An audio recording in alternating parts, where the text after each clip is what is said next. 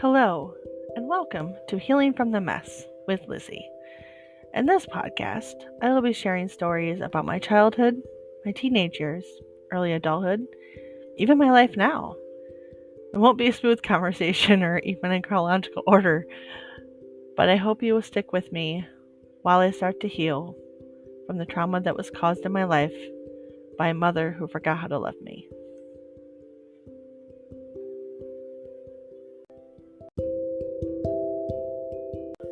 On this episode, I will be talking about events that took place this year and how my relationship with my mother has changed. So, let's talk.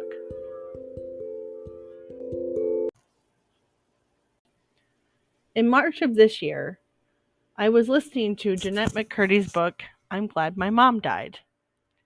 I had a revelation while listening to her read one of the chapters. My foundation has been primarily based on pleasing my mother and doing what she expected of me. I didn't want to disappoint her. That foundation has been slowly crumbling over the past 12 years. I have a separate foundation in progress. Slow progress. But I had hoped that while building this new foundation, it could lead to a different relationship with my mother, a better relationship with her. Now I wonder if that'll ever be possible. She once told her soon-to-be ex, a few weeks ago, she sent me a message asking to see pictures of my children's haircuts. Now, I have all boys, and she could have grouped my children all together in one sentence. Instead, she purposely excluded my oldest from the others. I asked her not to do that going forward, as there is no reason for it. She acted so surprised by my response, saying, "Oh my, I just wanted pictures of the boys." That's all she had to say in the first place. It was then I was reminded that she has always favored my oldest over my other children. And it's always been obvious to me and everyone else, including my other children.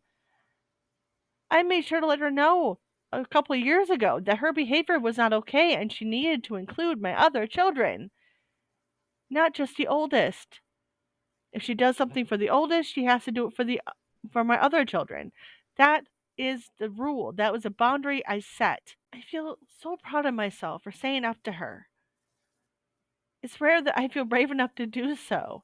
And it felt so validating to tell her not to do it anymore and how it isn't okay. To no longer be afraid of how she may respond to my feelings or my boundaries. I've always been afraid of standing up to her. I feared my mother more than I feared my father. I would warn people, but she also had me so afraid. What happens if I screw up? What happens if I tell her no? What happens if I bring up something she did? I remember when I graduated from that trade school, I was so proud of myself. I had a diploma, but it wasn't good enough. You should have 2 of those. I missed graduating from high school by a quarter of a credit that I fought hard to earn, and I didn't earn it.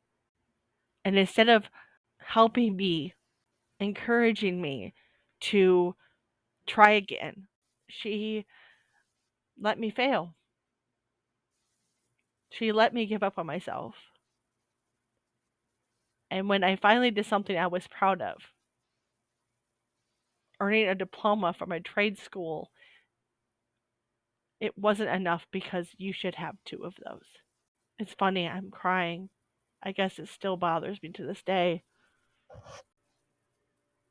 Boundaries are so important, and you shouldn't be afraid to tell someone how you feel, worrying about how they're going to react. I appreciate you being here. Thank you for listening, and I hope you will join me next week for another episode of Healing from the Mess with me, Lizzie.